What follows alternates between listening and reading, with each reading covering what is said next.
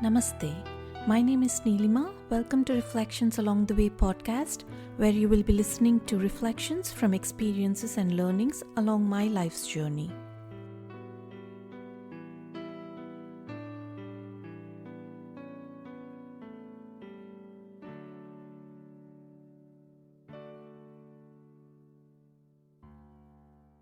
Today I'm doing something really special and different.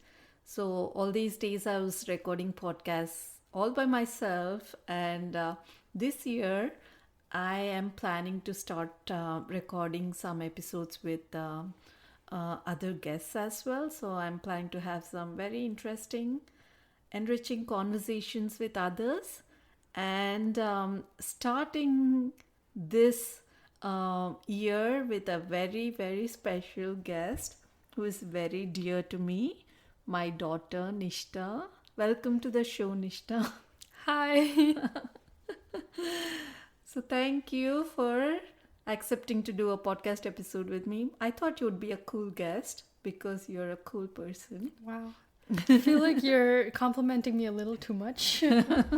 Ulterior motives here, something. Yeah, we got to record the entire episode, so I need to be nice to you. But thanks for being a part of this. We have interesting conversations, so I thought, Might as well record one of those and show that to the world. So tell me, how do you want to start this off? Tell me something about yourself. My name is Nishta Polam. I am my mother's daughter, and I think that's why she invited me here today. I am currently in med school, and I'm home for vacation, and my mom caught hold of me and is making me do this now. Admit it, Nishta, you like it a little bit. I have nothing else to do with my life right now, so I mean, it's entertaining, I guess. So basically the point of this is not to just babble and show the world our blabbering and all this useless conversations we have sometimes, but exactly what Nana uses, the words he uses to describe what he sees. But I did have like an ulterior motive for this conversation. I wanted to kind of reflect on our relationship a little bit, and I think at least I had a very enriching relationship with you, and I thought we'd just converse about that and just go through the different phases of our relationship and just kind of see if anything would be useful. Let's start off with this. What do you appreciate the most being my daughter? I think one of the most unique things about how you raised your kids is that you always treated us as adults. Yes, I mean, you didn't give us complete freedom or anything like that. You treated us with respect. So if there was anything that needed to be, enforced as a rule, you would explain to us why that was a rule, rather than just saying, "'Cause I'm your mom, you have to listen to me." You were like, okay, if you need to eat healthy, this is why you need to eat healthy. You have to eat good food so that you're strong. I mean, that's something most people teach their kids, but this applied in a lot of other ways, where even at a young age you would tell us why it was important to work hard or put your effort into studying or anything that gives you fruitful results at the end of the day, which as a child you might not understand unless someone explains that to you. I mean, lucky for her, we were patient enough to take all of that wisdom in, but so that was one of the most important things that I hope I carry forward in the future when I possibly raise my kids. Who knows? Other things that I might appreciate, or that I do appreciate about both my parents and Amma, are that she knew us as human beings. Other things that I do appreciate about you are that you, because of how you saw us as tiny human beings rather than just kids who don't know anything about the world, you knew our strengths and weaknesses. So you knew what I would want in my, how to interact with me as opposed to how to interact with my brother. You knew I loved having just normal conversations. Even as a child, I just loved like listening to adult conversation, not adult, just like adults talking about like general things in life. And I love to like just sit there and listen because I learned a lot from that. I know that that's not something Vineet was super interested in. But anyways, it boiled down to just you like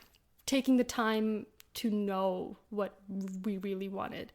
I also appreciate that you enforced your rules pretty well instead of just, threatening us with too much and then never following through with that. And that really worked well, especially with how we ate food, like our food habits, because I still remember to this day when Amma was like, drink your glass of milk or we're not going to leave this house. You have school to go to, but I don't care. You have to drink it.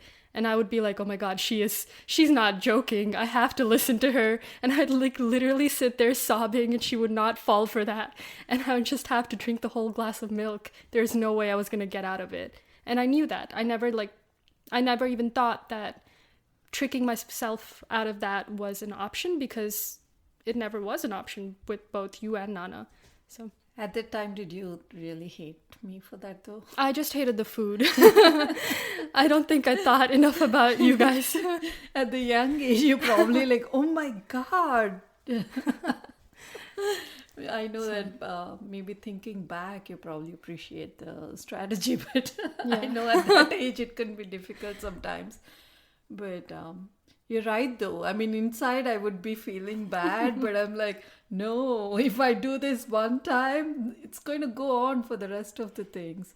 So, well, and what annoys you about me? Currently or when, Yeah, I was a child? I'm afraid to ask that question. Are you asking me like right now? But I'm trying to, talk about both sides. So why not bring it on? I mean, as a kid, I don't really remember. I'm sure like all my pet peeves were what every other kid has about their parents. I think one of the biggest things, which is really, really tiny and trivial, but like something that I do not want to do with my kids, is that it gets really easy to just get complacent knowing that there's a child at your beck and calling for them to like do everything that you want them to do. So you're like, Nishta, go get me the remote. Nishta, where are my glasses? Nishta, get me this. No, come on, don't exaggerate. I am not. No, Nishu, you're that exaggerating. Is totally you're true. Total drama queen. Oh my God. That's so totally not true. No. Oh. I think it's much better now because of all the times that me and Vineet sat you guys down and was like, oh my God, can you please not do this? we are doing our own thing in this house too. No, we're just I do like not living life. That. And now it's a lot better because you guys, I think also us going to college, that you got used to doing your own things rather than having us sound like, oh my God, no. But oh my God. It's a very small thing though. It's not like a very, it's not like you guys are dependent on us to do it or anything. It's just that we're right there, so might as well just use us to get your things, I would literally be 2 floors, like I would be upstairs and Amma would be like, can you come downstairs and then give me that one thing in the next room? Like you could have gotten that yourself. I do not believe I did that, Nishta. I think that you're exaggerating. I think your memory sometimes favors you rather than us. So anyways, yeah, we'll skip through. Other things would just be like anything you would have, other issues you might have with literally anyone else in your life, because every human being has their own faults. And one big point about that is, I think maybe during college, complete tangent here, during college is when you start realizing your parents aren't like these perfect human beings that know all the answers to your questions. You start realizing that's kind of the age when you start realizing that maybe you can have your own opinion that doesn't match theirs. And that doesn't mean they're wrong or you're wrong. It just means 2 different human beings. You don't have to. But we always talk about this? Like even when you were younger, I remember telling you that you can have your own opinions. Yeah. And we all think differently. But in practice, it's a lot harder when you're a kid because everything your world is shaped by what your parents teach you. Whereas like in high school and college, you start developing your own mind. And then in that transition period, you start getting frustrated that like your parents seem to be disagreeing with you on some things. And then you start feeling like they're not perfect, or that like illusion starts shattering because of that. And it takes a couple of years for you to be at peace with that again, where you're like, okay, they aren't perfect human beings, I'm not perfect either. So first of all, one point is to like be okay with your parents, your faults, and second is to be okay that your opinions might differ, instead of trying to change your mom or you or Nana. And that applies to any relationship, Yeah. I think. And that's a learning process, and that's a growth process that you go through when you go out of the house suddenly and you're surrounded by other people. And it's part of that process of growing up, I guess. And coming to like faults, I think it takes a while to start like actually forgiving someone for their faults. It's easier when it's your friend, because you've always known them as your friend with, you know, weaknesses and strengths. Whereas your parents, you start with thinking they only have strengths, and then you're like, okay, wait, these are their weaknesses, how come they're not perfect?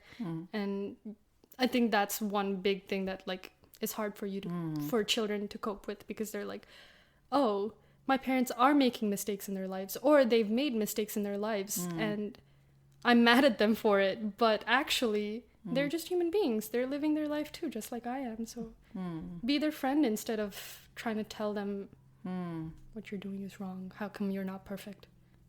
Yeah. Like I thought I you were. didn't ever get that vibe from you. Well, yeah, sometimes all of us have things that bother about every other person, because no two are similar or same. And that applies to anything. It's just, it took me a while to come to Yeah. that realization. Yeah, I know. I remember a phase. We'll talk about that. Like I would just be mad at you for We'd be just being I know. you, Yeah, you know? exactly. And we'll talk about that when we come to that part of your life. And then I think I've mentioned this in a few episodes before in my podcast also, where I told them that we lived in India for a few years when you were growing up. Well, most of your schooling years were in India, except for First to 10th part of grade. your high school. But how was it? Do you remember before we moved? Do you remember you were here for kindergarten? Do you remember any Yeah. part of that at all? I unfortunately remember a lot of details about my life since I was 4 years old for some reason.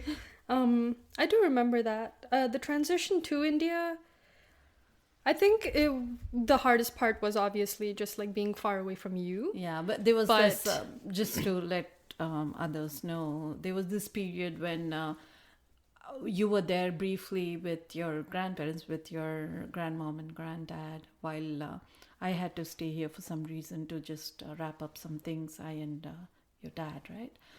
And probably that's the period you're talking about when it was hard for you. Yeah. So both moving to India, well, with moving to India, it was me missing you, and moving to America from India when I was 16, the move back, I think it was hard because I was missing my friends. So in both situations, it was just missing the people that I've, grown so connected to. But culture-wise, I mean, I've been exposed to both cultures since, I was a child. So it didn't really, shake me too much in terms of, the difference in the culture or my environment or anything like that. So, yeah, it was just like any other move. It would just be hard to, go away from the people that you love. Yeah. So, luckily, both times I had people that I loved near me as Yeah. well. So it wasn't the hardest. Yeah. But It was, it is a bit different, but also I personally am really, really grateful for both the experiences in different phases of our lives.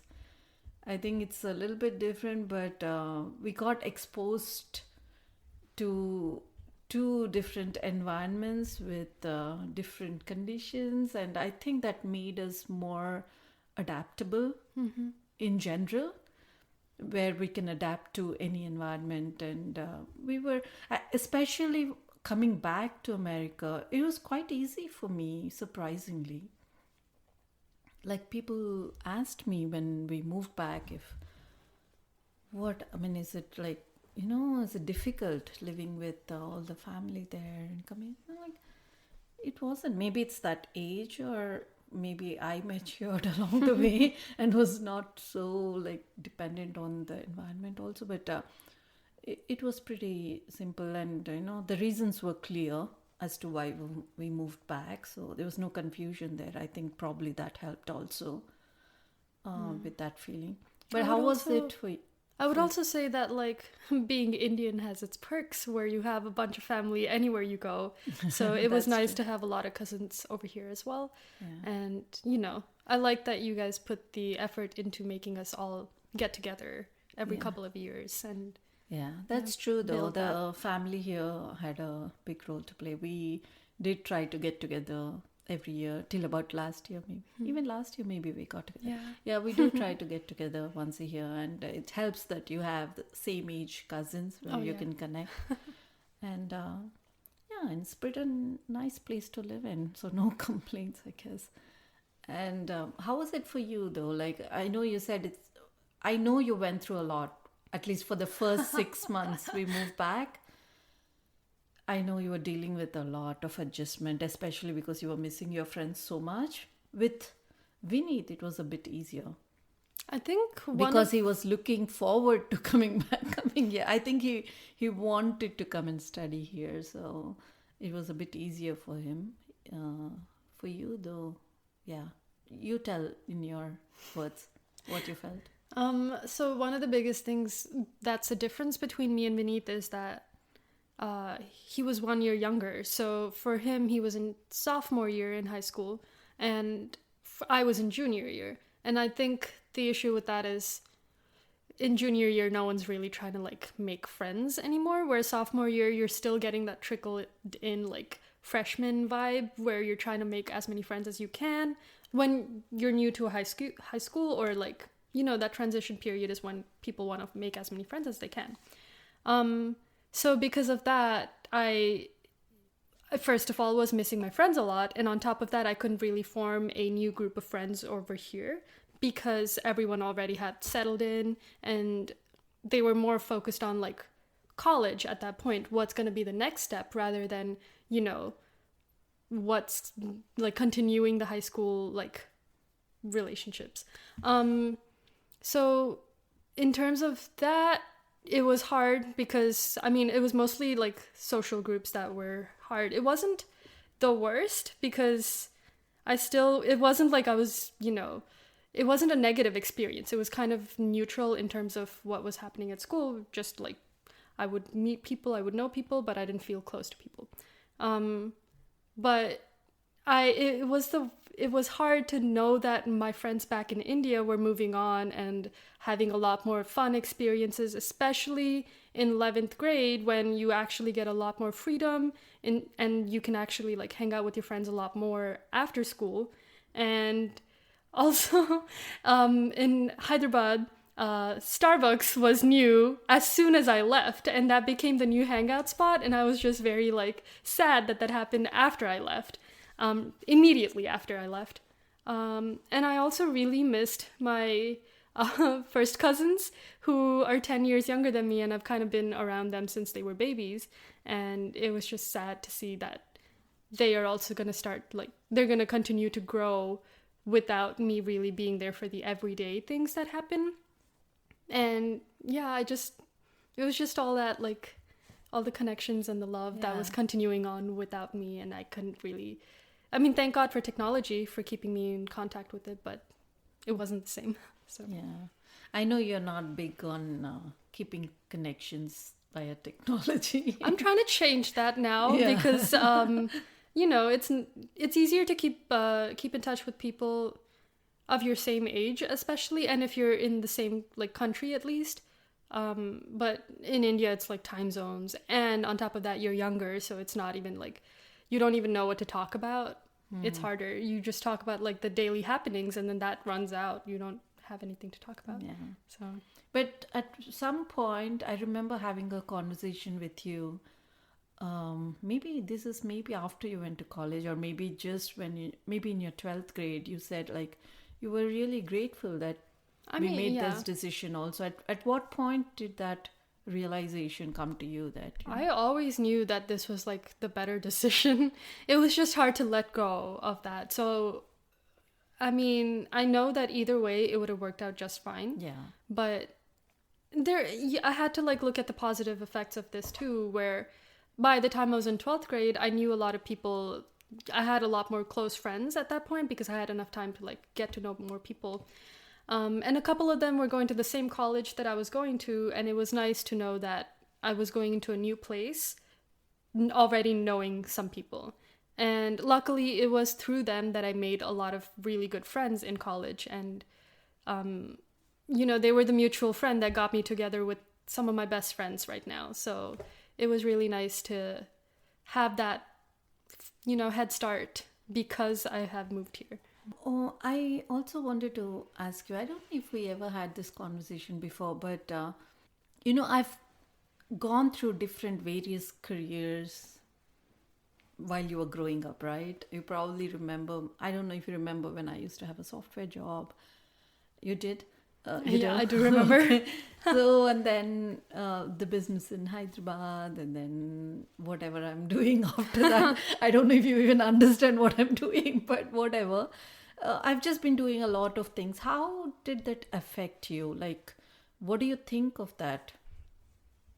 I mean, every time I talk to my friends about you, I always describe you as this like really cool person who has, ventured into different arenas of like career options and has put all of her effort into it instead of just, trying to like dip her toes into something and then get out. You actually like went full force into whatever you tried.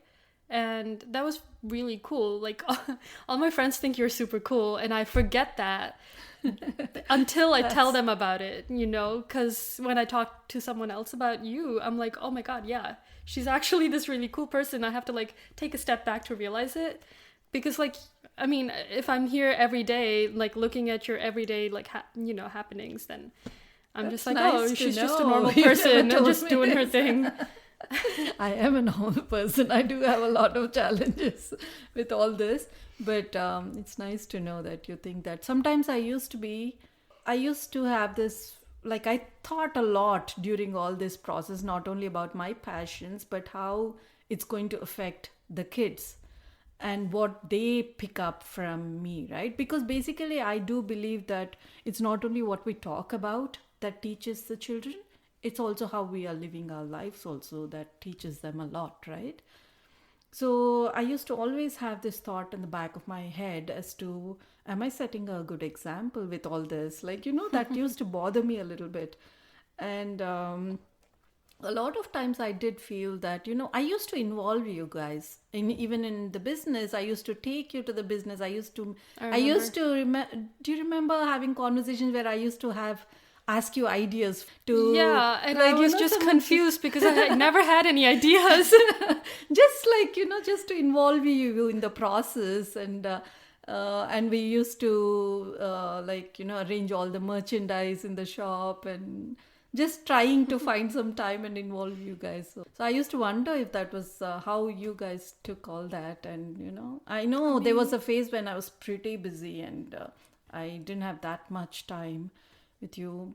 I remember you being really stressed about things. I remember this one time, I think you were setting up your kiosk at the mall, and I think me and Vineet were there for like a pretty long time, and Nana was there with us. And around maybe 10 or 11 o'clock, I don't remember, we left. And then the next day I was like, oh my God, it's late and Amma's still staying? Oh my God. And I didn't have like a full concept of time at that point, right? So the next day I was like, when did you come back? And you were like, I came back at 2 a.m. And I'm like, you slept there?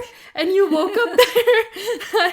I don't know how late 2 a.m. was. I was just like, oh my God, that's like a whole night. And now 2 a.m. is like, evening for you, huh? Yeah, 2 a.m. is nothing. Yeah. So, I mean, I'm glad that you involved us in a lot of these things. I didn't think about it much then, but now I realize that, I knew a lot more about your life better that way. And I remember you being stressed. And I remember knowing the concept of stress at that time, but only until like I turned, I went to college and I like this old right now, do I realize how like actually stressful that must have been. And I like try to replay all of that in my head and I'm like, oh, she literally was sitting on the bed with her laptop for like hours and hours, and obviously she would complain of back pain because like that's just constant stress on your back. And at that point I was like, okay, I mean, I didn't like draw those connections because I didn't have that same experience yet, so I would just be like, oh, she's stressed. I was That's at that point I really was bad at handling the stress also. Really, to be honest. Yeah, those experiences kind of taught me how to handle it, and now I'm much better at handling stuff. But at that point I was horrible at handling the stress also. But that was needed for me to learn different things, so it It's was just- good. If I look back, I do remember the stressful things, but I feel like it was needed. So yeah, I think that's another example of how as a kid you're like, okay, my parents are like, they're these perfect beings, but like as an adult you're like, oh, now I can actually relate to that. I can see the same stuff in my life. Maybe I see you as another person or another friend rather than my mom just doing what she's supposed to be doing. Yeah. It's two different perspectives, and Yeah. it's nice to reflect on it. Yeah, and you also probably, as an older person, you realize how your experiences shape you also. And it's not like from day one you know everything. You grow up, and even though the core personality may be same, you keep on changing. I mean, a wise person should always strive to keep changing. So, and learn how to handle stuff. That's yeah. It was pretty cool. I mean, I have very good memories of your childhood, and some little things, and I really am thankful because I think I had and have the most wonderful children. Very supportive in whatever I did, even right from childhood stage. I really felt fortunate for the both of you, I think. Not I think, for the both of you. There's a period. Um, and how did our relationship change over the years? How did, like, if you see from childhood to now, did you always see the relationship in the same way, or like how did you perceive? Oh my god, I remember as a kid, you would still tell me stuff like, Nishta, I want to be both your mom and your friend. And I'm like, how can you be my friend if you're constantly yelling at me? That is not how this works. But I mean, I think you still succeeded. You tried really hard to keep that up. And at this point, like, we are able to be friends, like in the truest sense. Yeah. But yeah, as a teenager or a preteen, in a different sense, I would come to you for advice, and I would like not seek comfort and advice at the same time. Whereas as I grew older, I think this is one of the most pivotal changes. As I grew older, I would just come to you for comfort, but you were the same mother the whole time, so you would also give me advice, and I'd be like, Mom, I know, and then that would like you would get Escalate. frustrated. That would get escalated, and then I'd be like, wow, you think you know better than me. And I would just be like, you know what? I'm just going to go to my friends instead. I remember. This. I think this happened like initial years of your college. I think Yeah. first, second year. I remember so clearly. You would call or come and say something, and I'm like, I would be the same. Like, however I was, I didn't know how to be a new person all of a sudden. But you wanted something, and I tried to be that. But that natural thing would come back at some point or the other. I can't pretend for too long. So But it took we've learned to deal with that Yeah. now. Yeah, I think so. I think you've I mean, I'm really proud that you reflected on it and, you accepted that and you were not looking for something that is totally. And I think that this is a common problem, not problem necessarily, but a common change that occurs in a lot of mother and daughter relationships based on what I've heard from my friends and their mothers who are also like their friend, best friends kind of. So it was nice to hear that that's, a pattern that occurs in a lot of people. But maybe that helped. Otherwise, maybe that helped. It helped to talk to my friends about it, I guess. But yeah, I remember, man. I used to kind of dread your phone call at a certain point. I'm like, okay, how do I talk now? Like, what is she expecting? How do I not talk? I used to think so much, whereas before it was all natural. Like, I didn't have to. I think what happened was the first few times that you told me all of the, the good advice you gave me, I actually absorbed it completely. And so the next few times that you repeated the same advice, I was like, why are you telling me this again? Because, don't repeat it. I learned this like years ago when you told me. Yeah. Yeah, I think it's just that phase that we both had to go through. Even I think from my side also realized that you probably didn't need all that advice. And I backed off a little bit too. And yeah, both of us had to go through some change for a couple of years there before. But one thing that I really, really appreciate in our relationship is the level of honesty that we both have in our conversations and in our relationship. I think we always are totally, totally honest with our feelings, even though sometimes we feel that it may hurt the other person a little bit temporarily, but we've always tried to convey what we felt exactly and try to understand where each of us is coming from also. I think that helped a lot. I agree. And I think that honestly, every fight I've had with you taught me so much about like dealing with future relationships. First, patience. Second, to calm your anger enough to try to think about what the other person's actually saying. And sometimes it wouldn't happen in the moment. Sometimes I had to go back to my room and then I'd be doing something else to distract myself. And then I'd be like, wait, now you're calm enough to think about what she was saying. And then, I would come back to your room to try to talk about it. And so I think a lot of conflict resolution was practiced with you, unfortunately, I guess. That's okay. But I mean, I learned a lot from all those fights, I guess. Yeah, that's how we learn also. How else we would know, right? I mean, except Nana's ears probably had a lot of damage happen to them listening to all of our screaming. In our house, we are the loudest and we are the people who are speaking the most. It's so funny because Nana literally knows when a normal conversation is about to turn into one of those fights. He's like, hello, take it to the other room. Go into the other room. Let me enjoy my TV in peace. But I think that they also don't understand our conversation. They think that we are literally fighting. But we're just having a discussion in a higher pitch. And then we calm down pretty soon also. And then we come back to the normal mode pretty soon. It's not like, we are mad at each other. No, it's just a conversation that really escalated to a higher pitch because of some disagreement. And then we come back.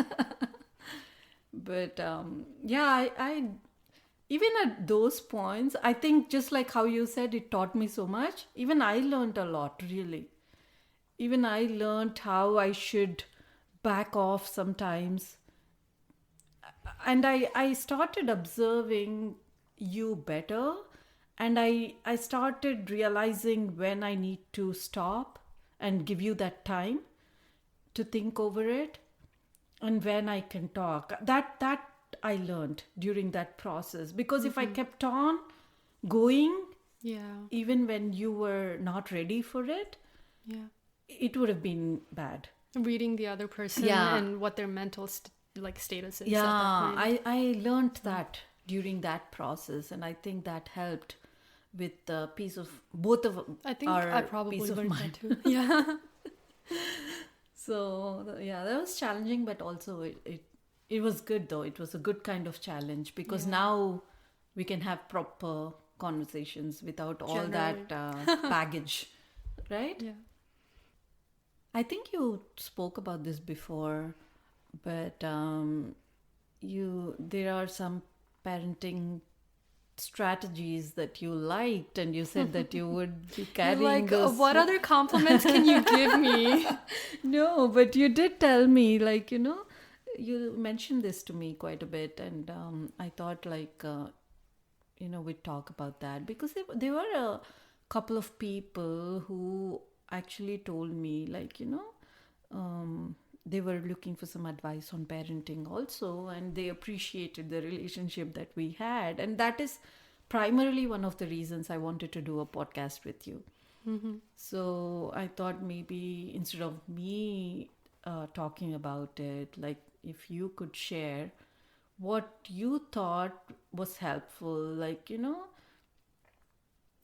I mean, so apart from, treating a child like an actual, like, mini human being who probably has, like, a lot of complex emotions and also has enough, like, mental capacity to understand the logic behind certain rules and regulations and stuff.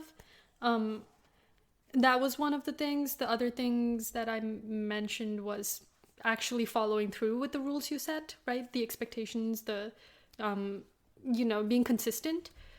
Another thing, well, with me specifically, is as a child and also probably now, I used to cry at the drop of a hat. Like anything that bothered me. I mean, not necessarily. It wasn't. you had intense emotions. Yeah, yeah. You And I would like, sometimes. and that is how I got into all this conversation mode. I mean, I remember even you in fifth grade, sixth grade, we used to have 2 hour, 3 hour conversations Yeah. just to kind of understand what you're going through So and calm that's you down. the Like, issue was that I would cry like deeply, but I wouldn't understand why. Or maybe I would understand like the surface layer of it, but I wouldn't really fully understand it until you asked me a bunch of questions that made me actually try to think about it. Um, and it was nice to go through that process because I think the same emotions still like happen right now, but I know that this is just like a normal thing that happens. And also crying shouldn't be seen as a sign of weakness. It should be seen as a stress reliever because it would honestly make me feel a lot better at the end of like the crying session. But there were some times where I would just cry just to like relieve stress, and Amma would be like, "Oh my God, are you depressed? What is happening?" I was like really worried, like, with the level of crying, what is she doing? But then recently, like, a few years ago, I realized how you were using it positively. Yeah. It all depends on how you use it, right? If you're just crying, thinking about, oh my God, my life is terrible, that's bad. But you were doing that and reflecting on what is causing that emotion, and I why. use it as like a measure where I'm like trying to think of all the problems I have, and then the one thing that makes me cry the most Yeah. is what the actual issue is, and the rest of them are just fillers. So I would like realize all of that, And you realize think- what the problem is, and then you kind of put the problem in perspective. And I mean, that's Try to beautiful. find a That's solution. really cool though. But I think you helped me with that process where you didn't tell me to stop crying. You just said, "Okay, what is making you cry? Let's think of all the reasons." And you would patiently sit through all the reasons with me for like hours, and then you would finally figure out what we would both. It was like a group project. We would both sit there trying to figure out what was causing those issues in me, and come up with solutions and things that I could possibly do, that not necessarily actions, but also just like changing the way I thought about certain things that made it better. So That's it was pretty nice. cool though. Once you told me, like, I was worrying about your cry, even though I knew that we were going through this process in a healthy way. I still did not know what you were thinking inside for sure. Like if you were using that in a positive way or not. So I was a bit worried for a few years in between. But recently, when you explained the process to me I'm like, wow, that's cool. If you can do that level of analysis and come to a conclusion of what is driving that emotion, and then putting that problem, whatever you see as a problem, in the right perspective, and then you move on, because no problem is that big. You get to that realization when you actually detect the problem. You get to the realization that, hey, that's not that huge to start with. Why am I, you know? So I think I would say that's like a branch point off of you treating me like a human being, rather than just saying, like, with respect and, just compassion, instead of just saying you're a child, you shouldn't be crying. Or even if you're crying, it probably is for like a really trivial, tiny reason. Just stop, Instead of saying all of those things, you were like, okay, let's solve this. I know your emotions are actually complex, and they, probably matter. So it was That's nice. cool. Yeah. It was, at that point, I did not feel, I was worried more, and I was trying to figure out what the reason is. But now I feel like it was kind of entertaining. Entertaining. Excuse me. We I went through. don't know if I condone this. No, if I look back, I'm like, oh my God, we did. Maybe that helped both of us in terms of how we thought of things. You do realize you're saying watching children cry is No, entertaining? no, not that, but the process of us trying to analyze what's causing those emotions. But I remember for most of these conversations, we used to have it in our little balcony back in India, right? And then your dad used to come, like, he would literally see us sitting there for a couple of hours, and he would come, take a peep, and like, what are you talking about for so long? And he would always be puzzled by our conversations. But it was good though. And I mean, you also, I think two things, I guess. You took the time to make us reflect upon things. Sometimes it was a little annoying, where I'm watching a movie just for the fun of it, and you're like, what did you learn from that movie? And you would do that to both me and Vineet.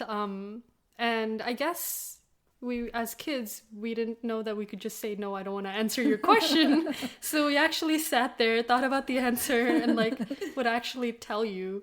That was pretty cool, I would say. And another thing was, I just remember like playing a lot of word searches, or like a lot of brain puzzles and stuff like that with you.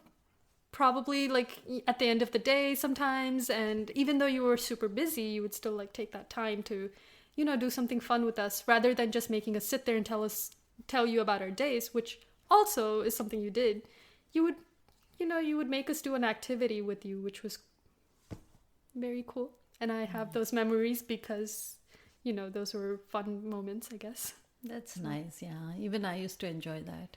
That was my way of connecting with you. Like, I realized that doing some. Oh, I think the biggest thing I appreciate about that was you would compete with us in those, and you would never back down. You weren't like, okay, they're children, maybe I should be nice to them and like let them win. I'm You're like, always a no, competitor. I am like all in. You better beat me. If you can't, then I Yeah. guess you lost. All right. Okay. Yeah, I would challenge you. Yeah. It's like, That was cool. and it's not with the intention that I have to win all the time. It's just you're playing the game so that you challenge each other. Yeah. Like, you're not just playing the game to make someone feel better. You're Yeah. challenging, you're making them think.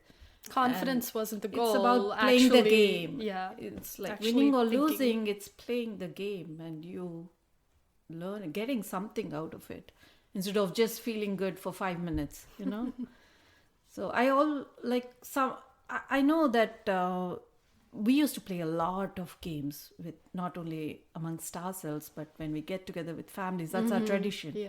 We play a lot of games. And I know it annoyed some people when I used to be quite strict with. They thought that, it mattered to me that I have to win, but that's not the thing, right? I mean, Like, why not put all of your effort into it if you're playing? yeah, and then we're learning along the way, and it's okay to lose after that. It doesn't matter. So, yeah, was nice. I really, really enjoyed raising you two, really. Um, yeah, I touch wood. I feel really fortunate to have such mature children. I mean, all children these days, actually, whoever I meet, like your friends, Vinny's friends, you all seem pretty mature and set. That's really nice, though. And is there anything else you want to add? I think we covered a lot of the things. Okay. Thank you so much for doing this. for You're me. welcome. I Thank hope you. you enjoyed having this conversation. It was fun. Yeah. And maybe we'll get to talk about something else another time. But, all right. Thank you, Nishta. Love Thank you. Happy New Year, everyone. Happy New Year, everyone. Yeah, I think we're going to put this out on the New Year's. So, wishing you all a wonderful, wonderful 2021 and hoping you have a very creative, fun filled, happy, prosperous, healthy New Year.